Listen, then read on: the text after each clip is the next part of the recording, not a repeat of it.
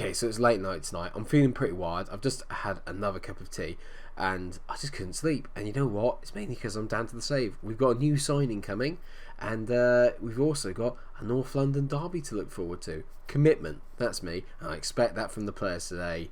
Let's keep the good form going. Season 7 shaping up to be pretty decent.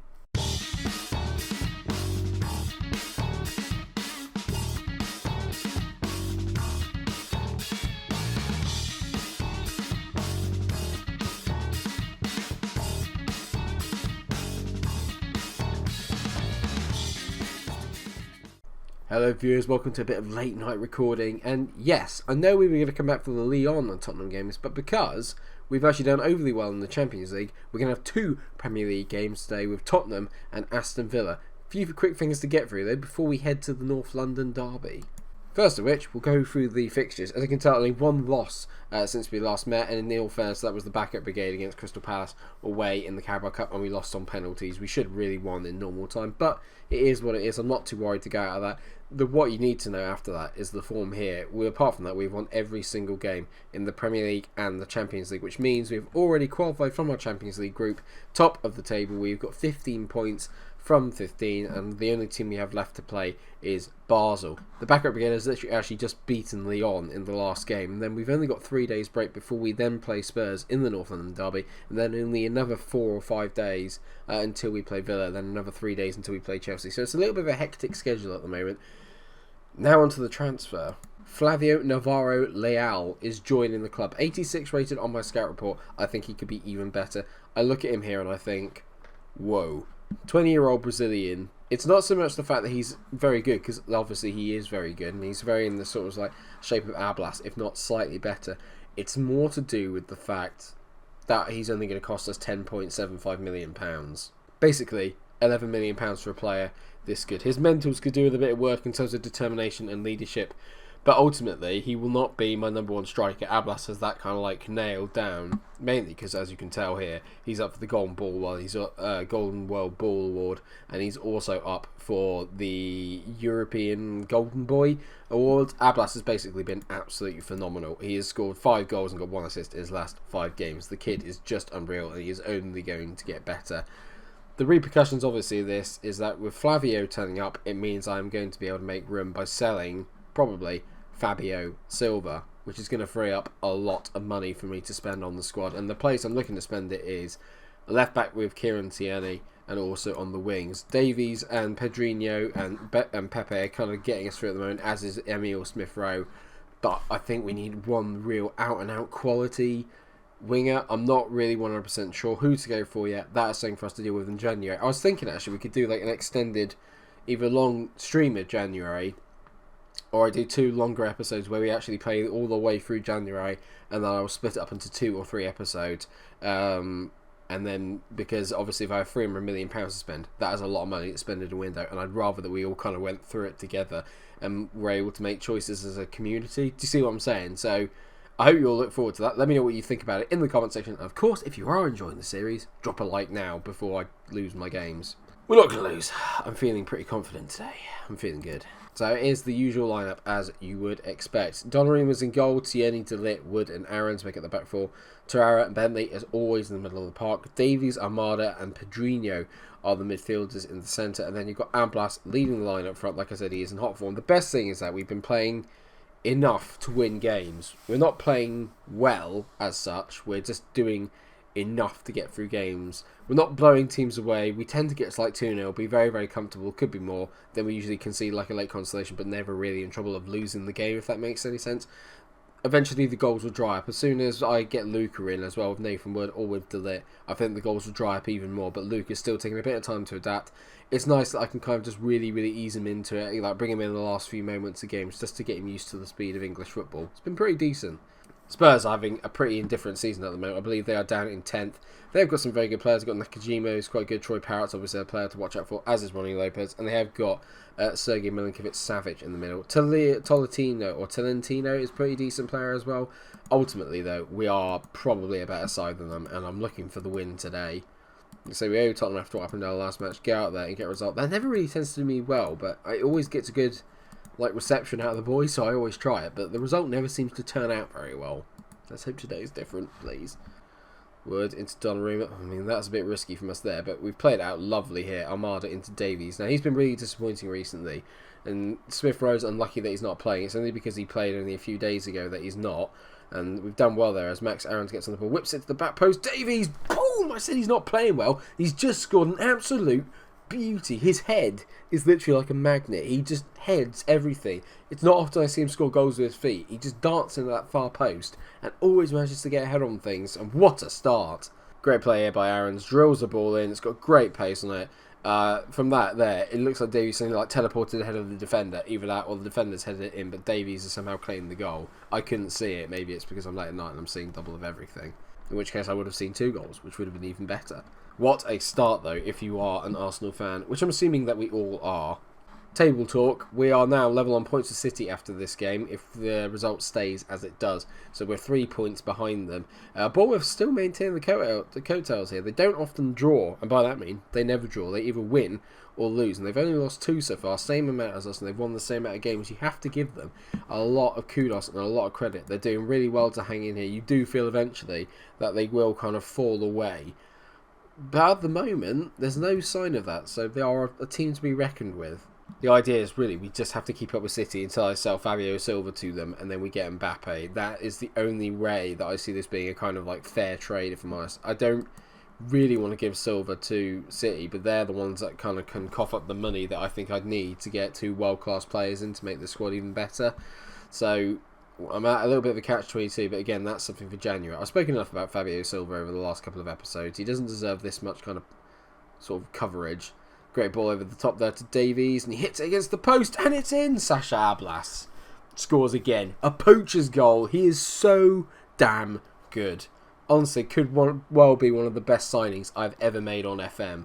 Definitely in this save. He is up there with early Fabio Silva. He's just been so good. Davies here drifts in. It's a good one. That's poor from Nubel, but Ablas loves that kind of tackled finish. He's always in the box, waiting to kind of pounce and stuff. His tackling must be at like 20. What is his tackling? 9. I mean, that's probably the amount of chances he makes a game just from tackling people inside the 6-yard box. We're absolutely cruising here and giving Spurs a right hiding, and I'm loving every second of it. We've only had 2 highlights, and we've scored both of them. It's been magical.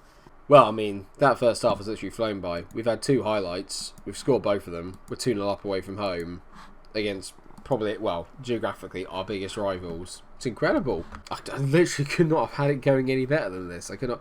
Although I've just realised if I've moved forward, it's like cutting off the top of my head. Actually, to be fair, with the hair, it's probably better if I do it like this. I wonder what this would be like if I was a bit bold. I look like my granddad. I wonder what else I could do while I'm doing this.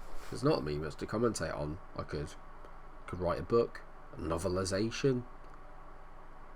I could write down a manual on how to play Football Manager. I don't know if I can do that because I'm not exactly great at the game, as we all know. And as I've seen occasionally in the comment section telling me. At least I'm entertaining though, unlike this game. Well, yeah, 2-0, we won. There was literally 3 highlights in that game. 3 highlights. 2 of them were brilliant because we scored, and the other one was a sort of rubbish free kick that led to a missed corner. Yeah. It's a bit underwhelming. I can't tell if it's late at night or if it's just like, did I miss half the game there? I don't know. Right, what we're going to have to do then is keep an eye on what's going on then in the rest of the league. So who are City playing today? They're away at Watford. That's quite a tough game because Watford is 7th at the moment. And they're the early kick-off. Watford and City though. Watford have a terrible record against City in real life. Have they done any better today? Ooh, a 0-0, which leaves us only 1 point behind City then. Very, very good. And Bournemouth obviously are playing Brighton, so let's see how they get on as well. Come on, Brighton. 0-0 again. So very good for us. Okay, we are still in 2nd then, which means after that run of fixtures we've overtaken Bournemouth. And Villa got a win as well. They're down the relegation zone, so this should be a game that we're likely to win. But every time I say that, I'm always a little bit worried that we're not going to. Here it is, the World Footballer of the Year award. So who's really up for it then? You've got Kylian Mbappe, Yusufi, Leroy Sané. That hurts. How well has he done then since he went to Madrid? He's only got 18 goals in 42 games. It's not that great. That's a bit unnecessary. Diego Lainez. Just how many of them are City players there? You've got 3 of them bloody City players. United drew a Burnley as well. This weekend is going superbly. If Everton can beat Chelsea as well, who are 5th, magic. Yeah, Chelsea won 3-0. I would play the Chelsea game, but I'm afraid I'd lose to them on camera. Liverpool having an absolute stinker. I can't say that I'm enjoying it. In real life, I'd be hating it. But in this game, considering all the pain that they've caused me, beautiful. They'll still do enough to turn up at Anfield and beat us, because that's just what they like to do. Ablas is named as Player of the Month. Definitely going to congratulate him. I've won Manager of the Month again. That's the second time I've won it this year, isn't it? Back-to-back months in October and November. Our chairman's pleased I won the award. It's good. I'm getting a lot of backing from the board now. Everyone seems to be kind of on board with what I'm doing. Did you get it? The pun, the board. Stop saying that, Mike. People are intelligent. They'll know what you're getting at. You ruin the joke when you say it. Oh my god, Brendan Rodgers is in charge of Villa. Super great tenacity. Wee Joe. I wonder if Joe Allen's playing for them. Wee Joe. Great player. Wonderful talent. I always used to love the way he said great technician. Fantastic with light bulbs. Great electrician. Kind of makes me sound a little bit of like Littlefinger from Game of Thrones, doesn't it? Some hot sauce. I'm all about the impressions at the moment. Palpatine last episode. I've got Littlefinger. I've got Brendan. I can't do one of Klopp. Not like quietly. I'll have to go. You know, you have to do the big booming laugh. Am I rambling more than normal? This is going to be a really, really weird episode to blooming edit. So, there's a really big chance here that we could do something quite decent and pull away, or at least put some more pressure on City. I'm actually going to make one change from the last game. That is that Lucas Torreira is going to drop to the bench. I'm going to bring on Luca Engler, and let's give him a go out today. Actually, no, yeah, that's all I'm going to do. They've got some good players there. They've got Bukayo Saka, obviously, which is one of our players. So we do need, or ex-players now, rather. So we need to watch him. Jamal Lewis is a good signing. They've got Alfredo Morelos. He's always a player I've always wanted to sign on FM, just to see how good he can be. They're kind of like key players. Lee Farrell, if that's the key player, then we don't have a lot to worry about. I fully expect you to win our match and keep this run going. Boys like that. There seems to be a bit of a change in the mentality of the dressing room at the moment. When I say I expect us to win, it's not just one or two people anymore. It's like the entire team go, yep, okay, I expect that too. And there just seems to be a bit more of a kind of, I don't want to say professional attitude, but there does seem to be a bit more conviction about what we're doing and the way we're going about things. As United are losing to Wolves already, which is brilliant, but Villa have a free kick here, and Konsa hits it, and we're a little bit lucky there that it didn't go in. I pray that there's more highlights in this game than there were in the Blaze Spurs game. In all fairness, actually, we scored here. I think that's an own goal. It's an own goal for Lee Farrell. I marked him out before the game as their key player. He has proceeded to go and get himself an own goal from a Simon Bentley header. I don't know whether it was going in. Obviously not by the sounds of it, but let's have a look. Pedrinho heads it. No, sorry. Pedrinho takes it, heads it from Bentley, and it just comes off of Farrell. I mean, that goal's a mess. The commentary's a mess, but we're 1-0 up. Everything's a mess.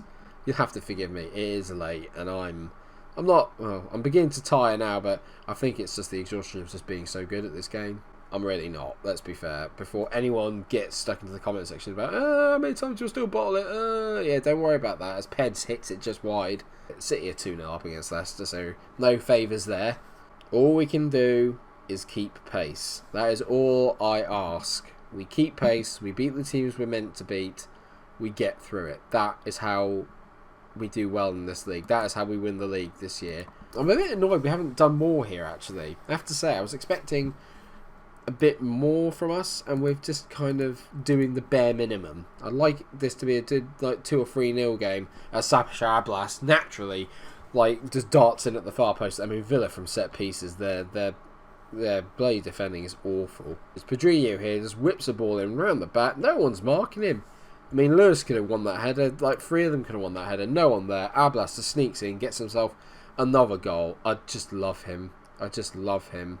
It's very much like this is like they're like the City of last year, and we're like the Liverpool in the sense that like we're just kind of doing enough to get through games, and like they are just ploughing through teams, like just taking them to the cleaners. Do you know what I mean? And we're just kind of an efficient oiled machine, and they are like an architect, like making sculptures and just or whatever. Mike, I mean, it's just too late for this kind of thing. This has been a unnervingly calm episode. I've not really needed to get out of my seat or get angry or annoyed.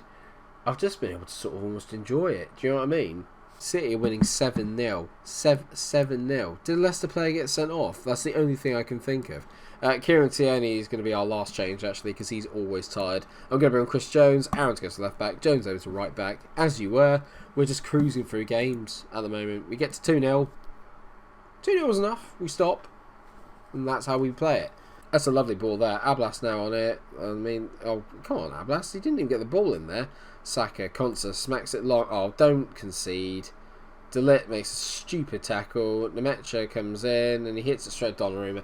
I was just talking about defensive solidity, and then you saw De Ligt, who's probably our most experienced and best defender there, literally almost setting up a campfire in our own 22. It's just like, what are you doing? Anyway, that was their first shot on goal. Or at least on target anyway, and it was in the 93rd minute. So that just goes to show you how comfortable that was for us there. I'm going to say assertively, well done boys. I'm very, very happy indeed. Leicester didn't get a player sent off, they just got hammered. There were a few tonkings there actually. Liverpool beat Fulham 5-1, Saints beat West Ham 5-0.